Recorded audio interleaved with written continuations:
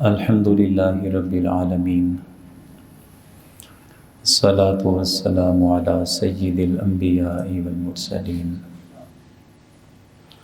وعلی آلہ واصحابہ وبارک وسلم اجمعین۔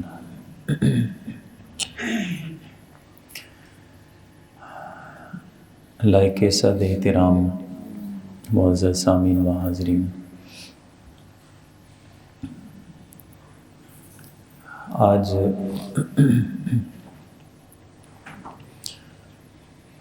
ہمارا 12 روزہ دروس جو حضور صلی اللہ علیہ وسلم کی سیرت مطہرہ کو سمجھنے کے لیے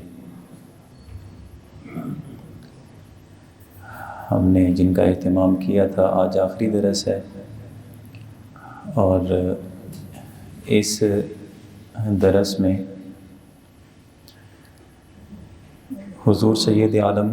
صلی اللہ تعالیٰ علیہ وسلم کے اپنی امت پہ جو حقوق فرض ہوتے ہیں اور لاگو ہوتے ہیں انشاءاللہ وہ سمجھیں گے۔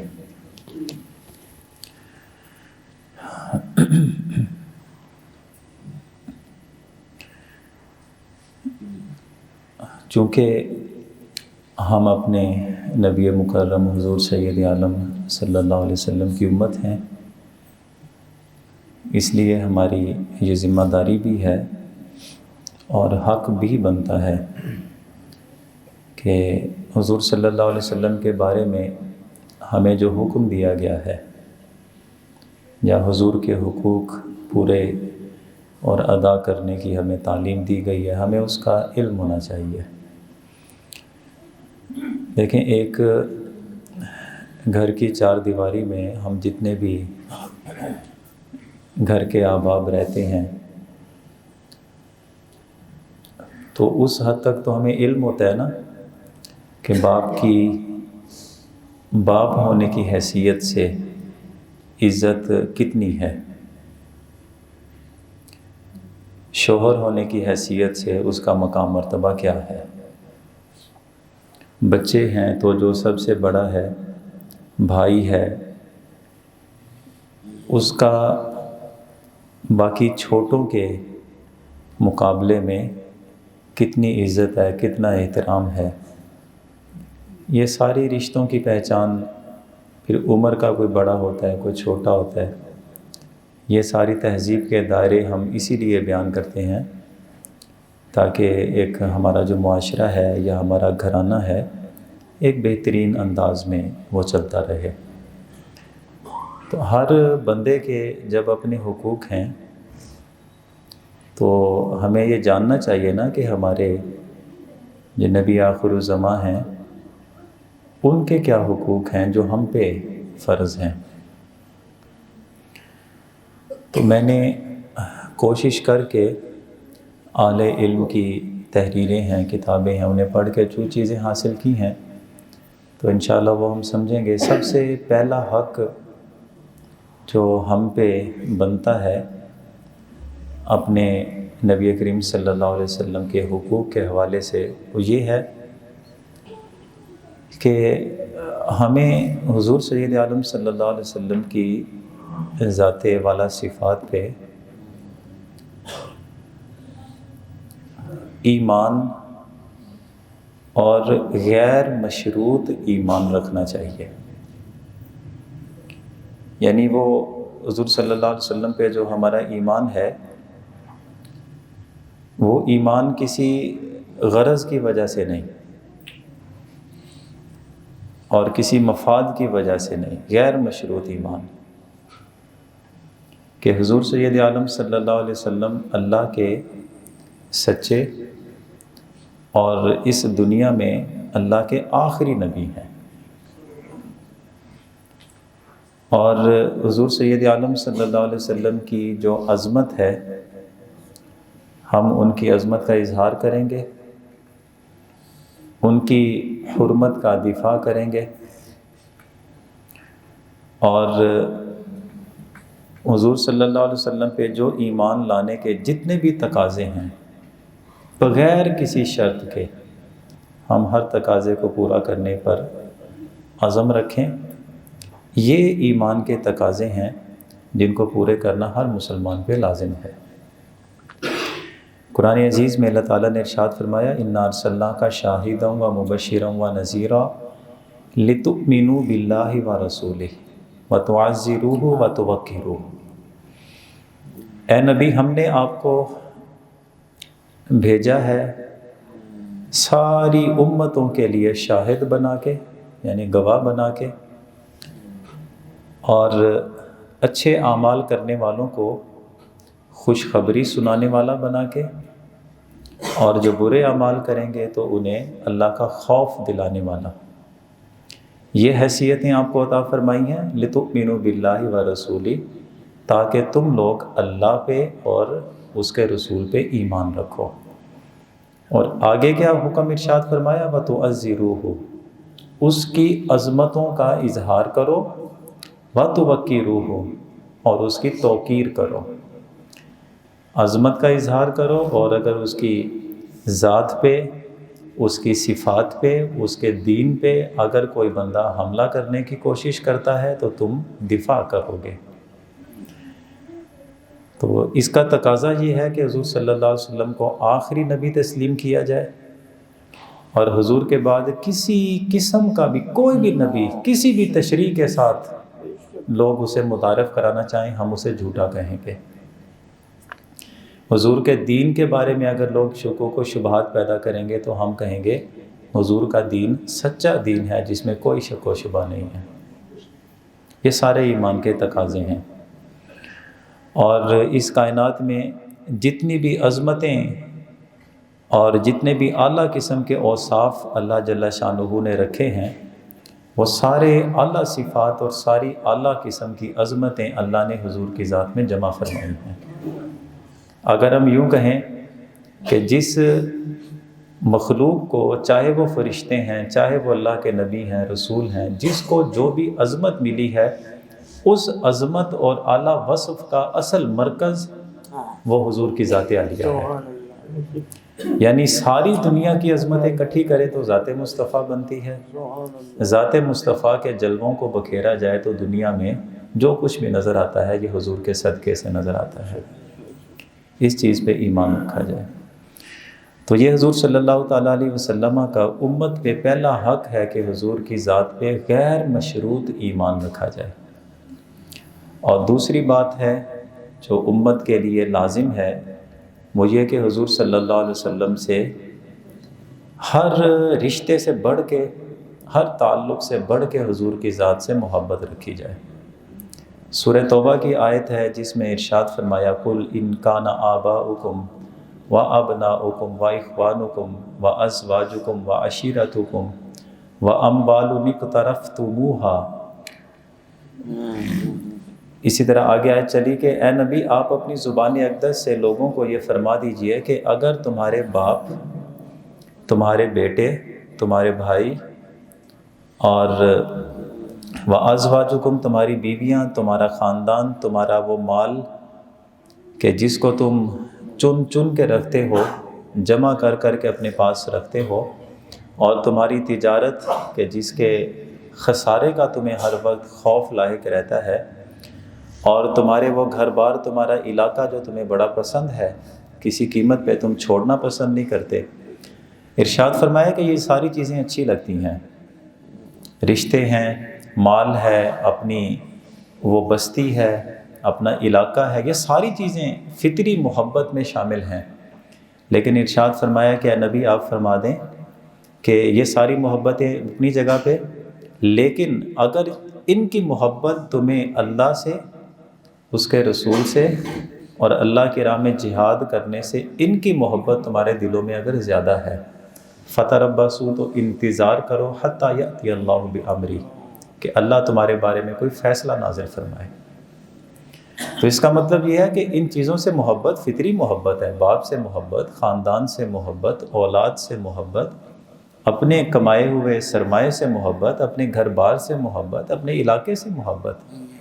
لیکن ان ساری محبتوں سے بڑھ کے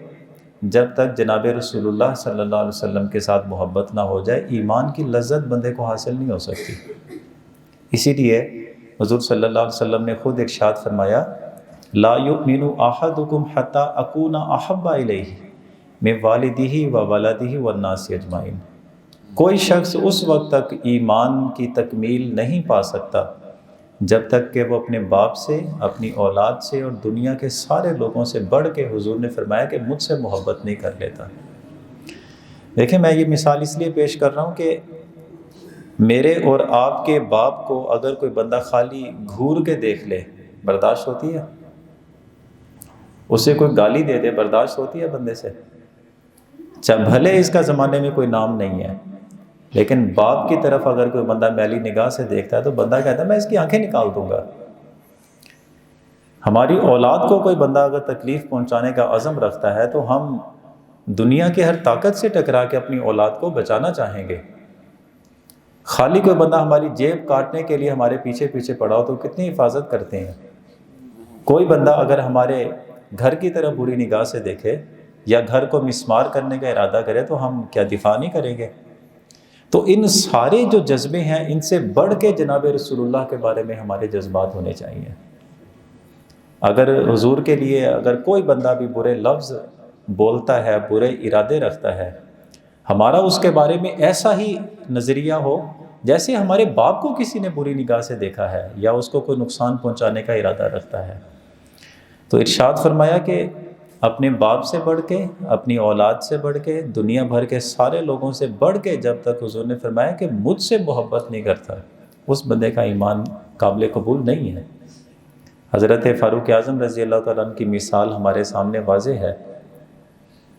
کہ اے عمر بتاؤ کہ تم مجھ سے کتنی محبت کرتے ہو؟ تو کہتے ہیں کہ حضور دنیا کی ہر شے سے بڑھ کے آپ سے محبت ہے، لیکن بندے کی اپنی جان تو پھر اپنی جان ہوتی ہے نا، اپنی جان سے بڑھ کے تو کسی سے محبت نہیں کر سکتا۔ حضور نے سینے پہ ہاتھ رکھا، فرمایا کہ جب تک تم اپنی جان سے بڑھ کے مجھ سے محبت نہ کر لو تمہارے ایمان کا اعتبار نہیں ہے، ایمان مکمل نہیں ہے تمہارا۔ تو حضرت عمر فاروق جب حضور نے ہاتھ ان کے سینے پہ رکھا، اب کہتے ہیں کہ حضور مجھ سے پوچھیں کہ اب کتنی محبت کرتا ہوں آپ سے۔ خدا کی عزت کی قسم عمر اپنی جان سے بڑھ کے حضور آپ سے محبت کرتا ہے۔ حضور نے فرمایا کہ ہاں اب معاملہ ٹھیک ہو گیا ہے۔ اس کا مطلب یہ ہے کہ سب سے پیاری چیز تو بندے کو اپنی جان ہے نا،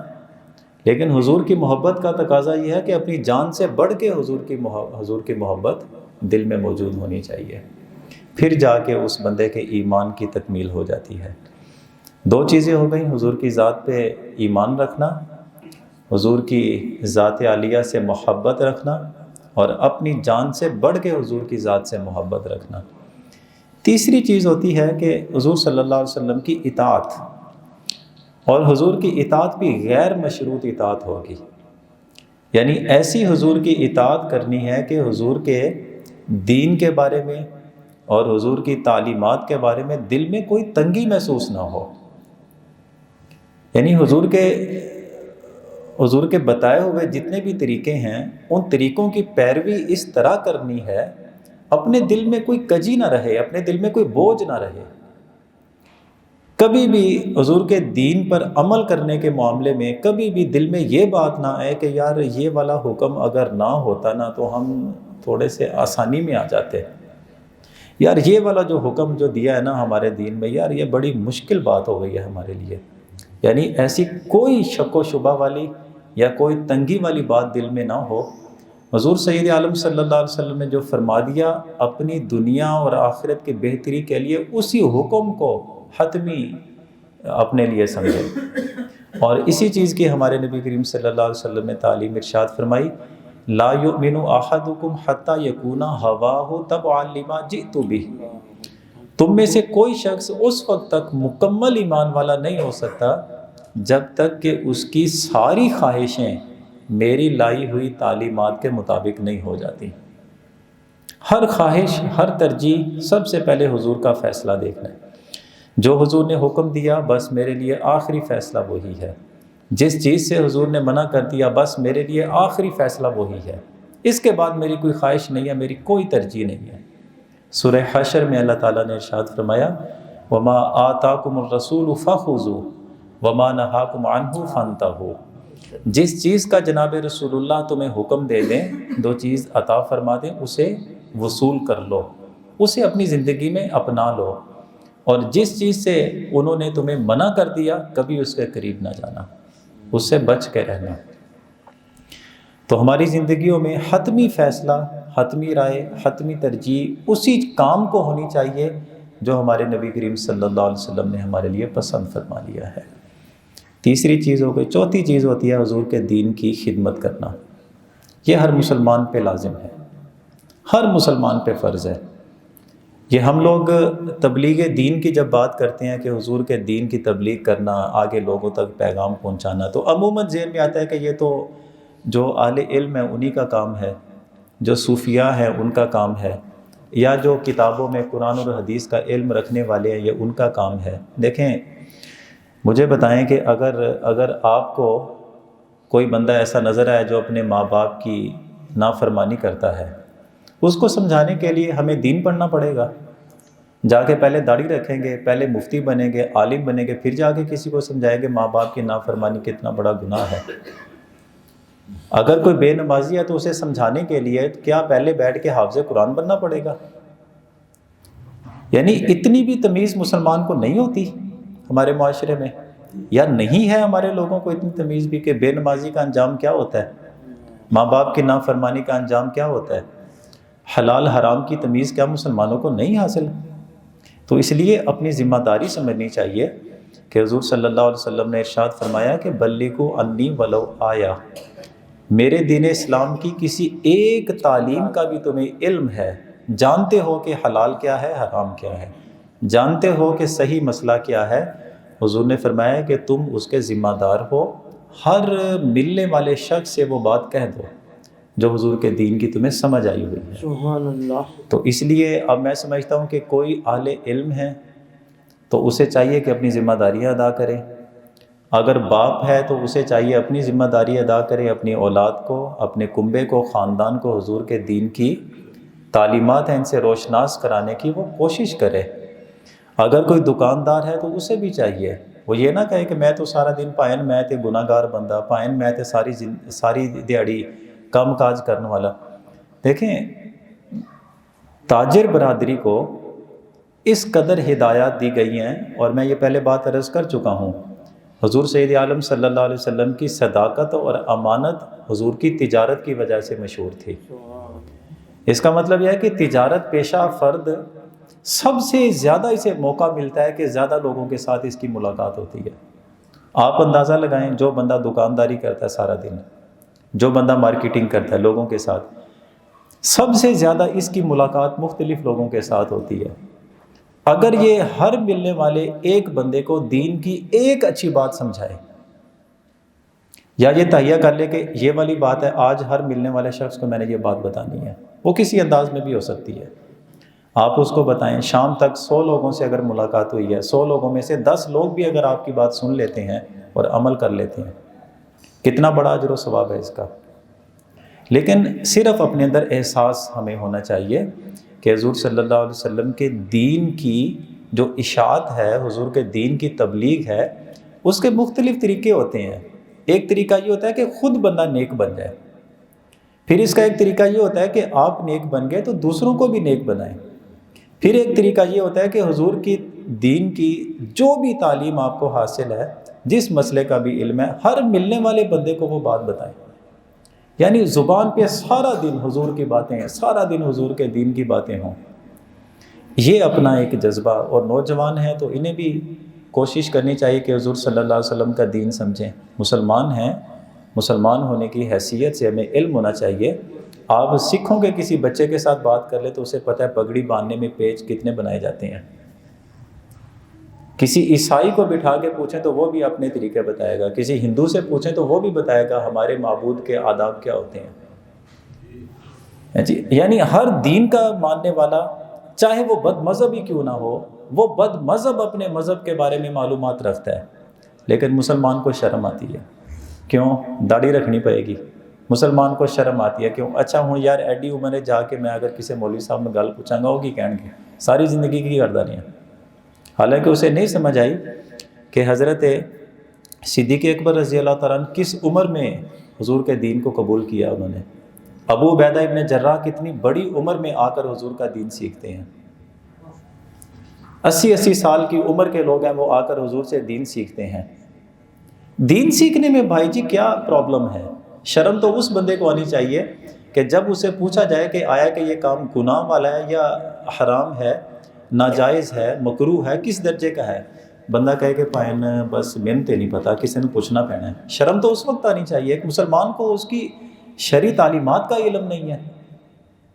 اور اگر یہ جذبہ اپنے اندر پیدا کیا جائے کہ یار اتنی لمبی عمر گزر گئی، مجھے ابھی تک اپنی عبادت کا نہیں پتہ، مجھے ابھی تک حلال حرام کا نہیں پتہ، مجھے ابھی تک تہذیب کا نہیں پتہ، اگر یہ بندہ رخ کر لیتا ہے دین سیکھنے کی طرف، یہ تو بڑا خوش نصیب آدمی ہے. اور یہی جذبہ پھر اس کے اندر ہو کہ حضور صلی اللہ علیہ وسلم کی امت کے جتنے لوگ بھی جن کو حضور کے دین کا پتہ نہیں ہے، ہم لوگ عزم کریں گے کہ جہاں تک ہو سکے حضور کی جو بھی باتیں ہمیں معلوم ہوتی ہیں ہم لوگوں کو بھی بتائیں گے. اس طرح کر کے دین کی خدمت بھی ہوگی اور دین کی نشر و اشاعت بھی ہوتی ہے اور دین کی تبلیغ بھی ہوتی ہے.